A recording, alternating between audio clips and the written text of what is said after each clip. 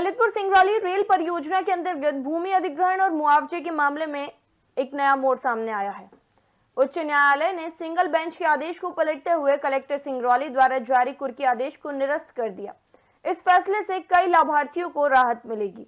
चित्रसेन और उनके रिश्तेदार दुर्गा शंकर के बीच भूमि मुआवजे को लेकर विवाद था, जिसके बाद सिंगल बेंच के आदेश पर कलेक्टर ने कुर्की का आदेश जारी किया था। लेकिन डबल बेंच के न्यायाधीशों ने इसे निरस्त करते हुए मामला उचित प्राधिकरण को सौंपने का निर्देश दिया। बेंच के इसी ऐतिहासिक फैसले के बाद कई प्रभावित लोगों को राहत मिली।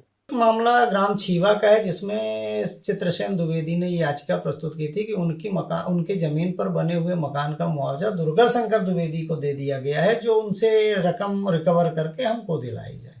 तो उनके द्वारा मेरे माध्यम से रिट अपील फाइल की गई थी, जिसकी सुनवाई 24 फरवरी 2025 को माननीय मुख्य न्यायाधीश एवं विवेक जैन न्यायाधीश महोदय के समक्ष हुई है, जिसपे मेरे द्वारा यह बात उठाई गई थी कि चूंकि याचिका का भी निराकरण ही नहीं हुआ है, तो ऐसी स्थिति में इस तरीके की अंडरटेकिंग अपने आप में कानूनी रूप से परमिसिबल नहीं है।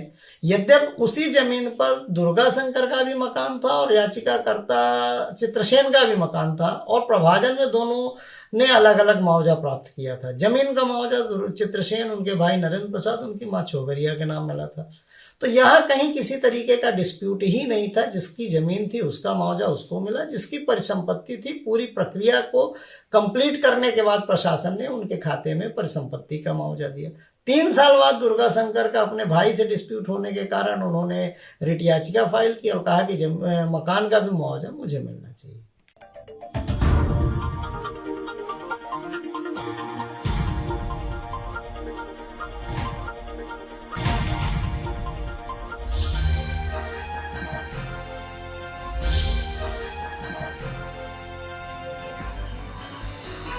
आप देख रहे हैं दखल न्यूज।